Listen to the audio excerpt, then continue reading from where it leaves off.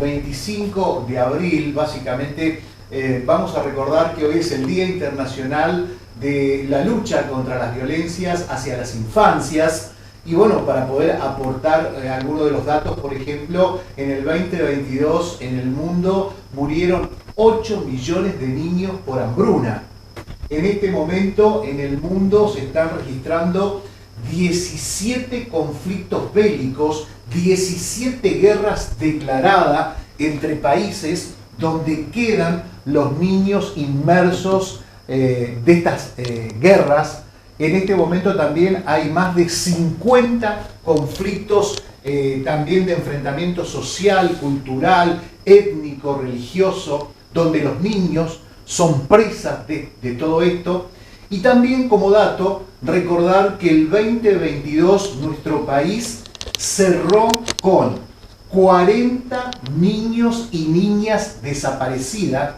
Están desaparecidos, se los tragó la tierra, no hay pistas, la justicia no puede dar respuestas, y a todo esto se le suma lo que fue la muerte del niño Lucio Dupuy, donde nos pegó a la sociedad, donde despertamos de estas crueldades que se llevan contra las infancias, ¿no? Que son vulneradas. Y para poder abordar este tema lo hemos convocado al fundador y director de No Más Violencia, como es Fernando Carradori, que ya lo tenemos en contacto. Gracias, Fernando, como siempre, por estar allí y bueno, ayudarnos a poder reflexionar de este día contra las violencias infantiles. ¿Cuáles son los pequeños actos que diariamente como sociedad podemos hacer para luchar contra este flagelo? Bienvenido, Fernando, un gusto recibirte.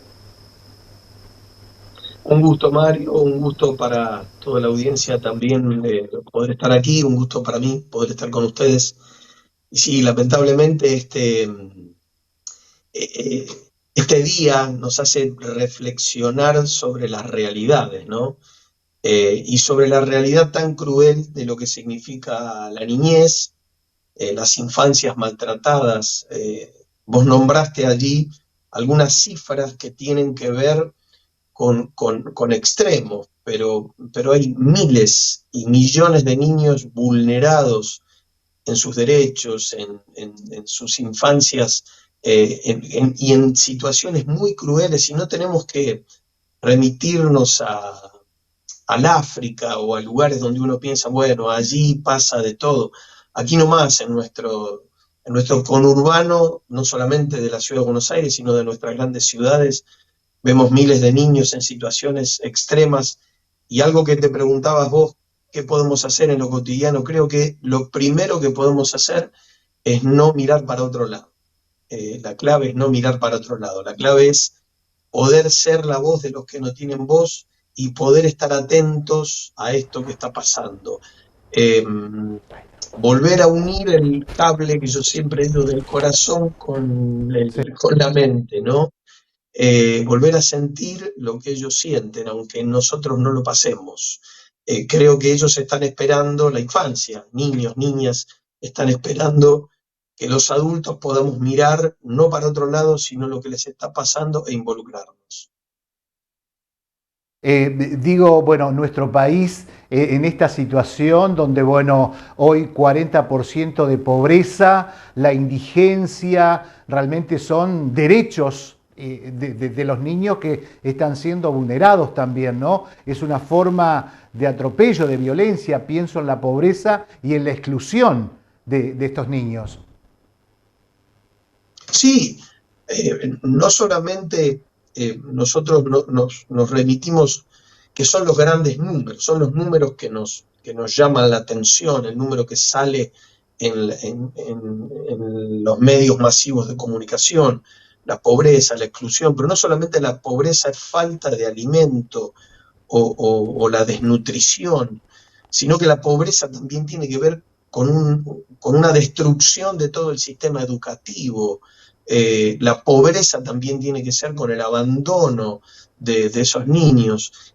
Lo que decía antes, la destrucción de un sistema educativo que los posiciona no en el frente, sino al final de toda la fila, porque muchos de ellos, los que llegan a terminar la primaria, no están capacitados por un montón de situaciones, desde lo educativo, las cuestiones alimenticias, las cuestiones de las relaciones y sus situaciones sociales, no están capacitados para seguir adelante. Por eso digo que no es solo la cuestión que rápidamente vemos con los números de pobreza y pensar solamente en un plato de comida, sino que hay un montón más de situaciones sociales a las que se ven afectados, con droga cruzando al medio toda nuestra sociedad, destruyendo familias, destruyendo niños y adolescencias, destruyendo la posibilidad del futuro para ellos, y es algo que lo tenemos que ver. A veces, y sé que quizás me voy a ganar la antipatía de algunos, pero a veces algunos programas expuestos desde los gobiernos, donde, por ejemplo, se expone que el problema no es el consumo de diferentes sustancias, sino el consumo problemático, esa media verdad que termina siendo una mentira, destruye la vida de nuestros niños y adolescentes. La droga, por ejemplo, me meto en uno de los temas, destruye, no el consumo problemático, el consumo destruye. La marihuana, la cocaína, cualquiera de las sustancias y hasta el alcohol destruye la vida de nuestros niños y adolescentes. Es mala por donde lo miren. No es cuestión de cambiar un eslogan, y muchos gobiernos, incluso en Argentina, han cambiado estos eslogans y destruimos a nuestros niños, dejando o no penalizando el consumo que es destructivo para ellos. Bien, hablaste de la familia, Fernando, la familia como se entienda, ¿no? Digo, la importancia en ese niño, ¿no? Y después pensaba en ese niño violentado. Obviamente va a marcar para toda la vida, ¿no? Su personalidad, su forma de ser, eso va a ser irrecuperable a futuro, ¿no? Bueno, quedan marcas. Indudablemente las acciones violentas de cualquier tipo, abusos, abandonos, maltratos, quedan marcas. Pero me animo a decirte algo, Mario, yo soy un hombre de fe y yo creo que hay mucha gente que cree más allá de lo visible que nos están mirando.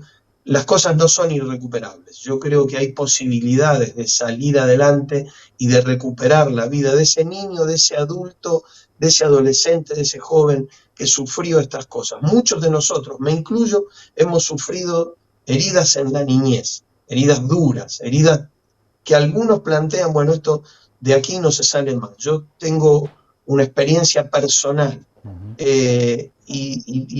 y no es irrecuperable. He podido salir adelante con la ayuda de Dios, con la ayuda de amigos, con la ayuda de mi familia. He podido salir adelante. Por eso es lo que te decía en el principio, la importancia de que aquellos que estamos al lado, que podemos ayudar, que podemos extender una mano, que podemos ser la mano de Dios, el brazo de Dios, el abrazo, la contención, podamos hacer algo por aquellos que más están expuestos. Hoy en día, en este día, hablamos de la niñez y podemos involucrarnos en la transformación.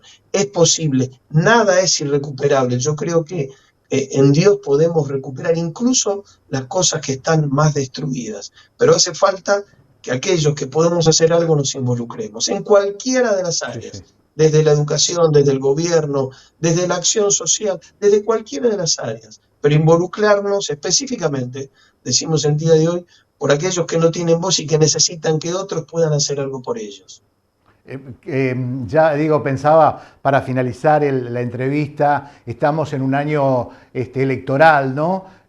Apostar, obviamente, o mirar a estos nuevos candidatos que contemplen este grupo etario, esta parte de la niñez que es tan importante y que son los que más han sido castigados ahora, ¿no? En la exclusión. Pensaba también en lo que fue el COVID, cuando tenían que estudiar en casa, cuando se cambió toda la estructura social en el mundo, ¿no?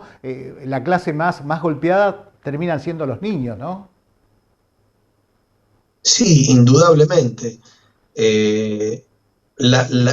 cuando se rompe la trama social, el entramado social, aunque sean las pequeñas, la pequeña trama sea muy chiquitita y se comienza a romper, los primeros que caen son los más pequeños. Claro. Y es indudable que esto pasa. Y los más afectados son ellos, los más afectados siguen siendo. El aborto es la violencia más extrema que ha legalizado nuestro país. Sí. Y entonces, en un país que legalizó la muerte de miles de niños, ya de allí en adelante cualquier otra cosa pasa a segundo plano. Entonces creo que tenemos que rever un montón de cosas. Miles nacieron y están siendo vulnerados, pero miles ni siquiera nacieron. Con lo cual Claro. tenemos que rever como sociedad lo que estamos legislando, lo que estamos creyendo, lo que estamos aprobando y apoyando con nuestro voto. Entonces, lo que vos decís es real. Este es un año electoral y muchos van a venir a hablar y hablan haciendo promesas que nunca van a cumplir porque en sus postulados ya no están. Creo que tenemos que ser muy inteligentes al momento de decidir quiénes van a ser los que van a regir los destinos, no de nuestro país, sino de nuestros niños, de nuestros adolescentes. Aquellos que planteen legalizar una forma de consumo indiscriminada están destruyendo nuestra sociedad. Y eso también tenemos que ser responsables al momento de emitir nuestro voto. Fernando, agradecerte por este tiempo. Sé que los tiempos son muy complejos, pero bienvenido y gracias por siempre ayudarnos a través de la organización No Más Violencia a reflexionar en este día especial. Bueno, muchas gracias a ustedes. Para mí siempre es un privilegio estar y bueno, como gente de fe podemos involucrarnos y también orar por nuestros niños, pedirle a Dios por nuestros niños, por nuestras familias, a que la paz sea una realidad también en nuestra sociedad. Muchas gracias a ustedes y que Dios los bendiga mucho.